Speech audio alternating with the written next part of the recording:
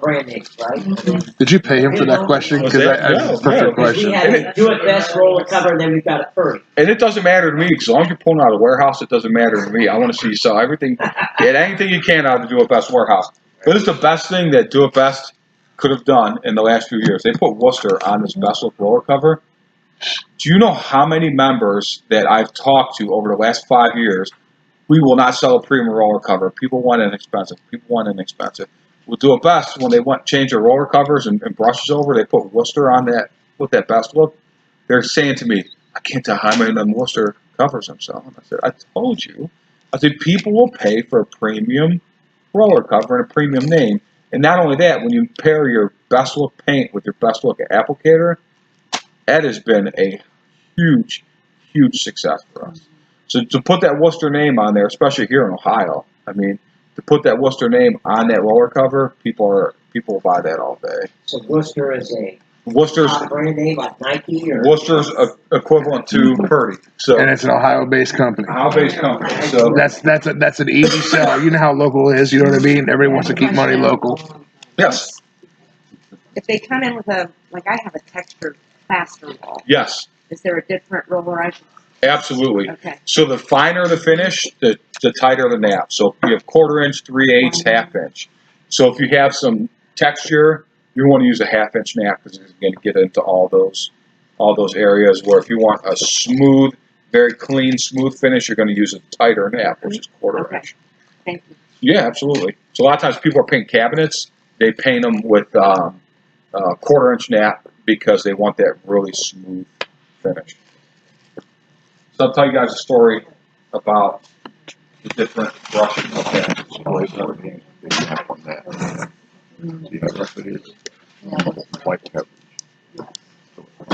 You have 2 different brushes, okay? You have a synthetic bristle brush, and you have a natural bristle brush. When do you use each one? What's the difference? cleanability, One's latex, the other's for oil-based. texture. There you go. One's latex, one for oil-based. Oil-based brush uses natural bristles. So here's one, oil paints and stains. So this is a hog hair. So they don't hurt the pigs, they just shave them. Okay? So this is hog hair that they use for these brushes. I've never seen a pig with that long hair. Yeah. But they I didn't hear. What was that? How do you get Rogan on it? Yeah. So what this is for oil-based paints. So I don't know this, so we'll have to ask somebody else. We'll have to ask you. When you get out of the shower and your hair is wet, what happens? It falls, right? So your hair absorbs the water, right? And your hair goes limp. I haven't had that in 20 years, so I don't know about that. But same thing with this. If you use a latex paint with this, it's going to be like a mop, right? So it's just gonna swell. It's not gonna be good. Transfer the paint. Yeah. So this is only for oil-based paint. So natural bristles for oil-based paint. Synthetic bristles are for your latex paints. Correct. I have a question going back Sure. to the rollers.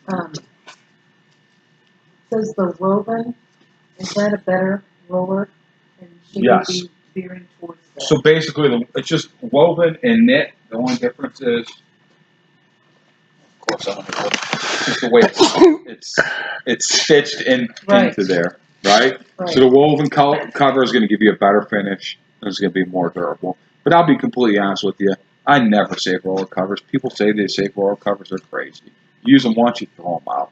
Brushes are different, right? So you're going to use a brush, especially a quality brush, over and over and over again. Unless you're my wife, she throws them away, which drives me crazy. So if you got boxes of them, and I'm like, yeah, and I would have more if you didn't throw them away. But roller covers, you're just gonna throw them away anyways. So I'll talk about some of these synthetic brushes real fast. So Purdy, it doesn't matter to me. I sell just as much out of the Do It Best warehouse in Purdy as we do Worcester. So it's really just a preference. I grew up on Purdy. That's why I use Purdy. Okay.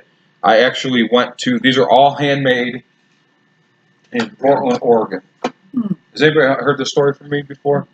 So I tell it a lot, but so they hand make these brushes in Portland, Oregon, these pretty brushes. And if you look, there's a little yellow sticker on there, and it's got somebody's name. What's that say on there? I can't see. Does it say Isabella? I think it says Isabel. Isabel. Well, I promise you that's not really that lady's name, because when you walk into that factory, they're all little Asian ladies about this tall that make these brushes. And I walked in there, I'm thinking, oh, it's like a sweatshop.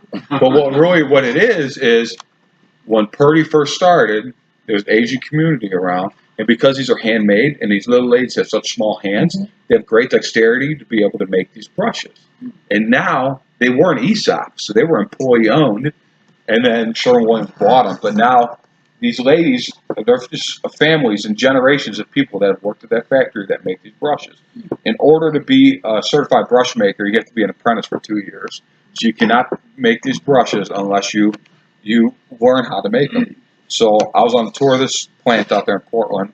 It was me and my 11 counterparts, and we all had an opportunity to make our own brush. So we were there, and these ladies are showing us, and of course, me, my fat fingers, man, I got bristles flying all over the freaking place. It was a mess, right? So we put it all together. Basically, what you have is they have this little clamp, and this is what's called the ferrule, right? So the ferrule's in this clamp, and there's different parts down in there, and you got your epoxy, you put all the stuff in, whatever. So we make them, and they said, we had little stickers, they had our name on it, put our name on it. They said, when we finish the brush, we'll bring it back. So we had training that day in the classroom, we'll bring it back to you. Well, they come back after lunch, and they brought everybody's brushes, and mine wasn't in there. And I'm like, they go, we must have lost it. Man, no big deal. Right before we left, some guy comes in and says, Matt in here? And I said, yeah. They found my brush. It got on the line. It was rejected on the assembly line because it was that bad. But this shows you, I mean, these brushes are so nice. And, you know, the great thing that they've done with even the best look line, they've gone to natural. They're not painted or lacquered on the handles. That makes a big difference. So the moisture, everything, You it's just just let it doesn't slip over. exactly. They've done such a good job with They have mechanical engineers that actually study when we talk about ergonomics and how that fits in the hand. 100%. So That's got to be a big factor. But I mean, because you can get carpal tunnel, I'm sure. 100%. Paintbrush and all and roll. If you saw the catalog that showed all the different Purdy brushes, there's probably 60 different brushes that Purdy makes. Okay? The one they have is called a Cub. You ever seen the Cub? It's a little short stubby handle that's only about this long. They told us the reason they made that is they were going around talking to contractors that were using their products and seeing what they liked and kind of testing them. And they had this guy that was painting cabinets. And when he was in there painting cabinets, so he took his miter saw and he cut the handle off on all those brushes. So they started to design a brush. Because most people, really, are you holding the brush up here? Never holding it down here, you know, cutting it in. So they have that Cub for getting into tight spaces. But this is the only one. This has a copper ferrule, and they actually went away from the copper ferrule for a while. And the XL Glide is the line that has that. And people are so upset that they had to bring it back. It's actually cheaper to make the copper than the other ones. But people look at that copper and they think it's such a high-end, nice brush that they like it. But yeah, this is it's a good quality brush. But so are. I'll be honest with you. I'm so happy with what you guys did with your brush line. Before, there's so much duplication over there, and now since you've done your reset, it's not that way anymore. It's cleaned up, and you have pretty good tools over there. You don't have any. All your cheap stuff's on the bottom, out of sight, They out of still mind. grab that stuff first, man. I'm sure they still do. go straight to I'm that sure bottom they do. shelf. But like, look at this, okay? See how those bounce back? If you use a crappy brush, what happens is, well, even this one. All right, so look at this. Nice. You see that?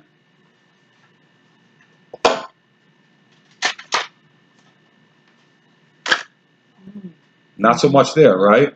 So there's a big difference.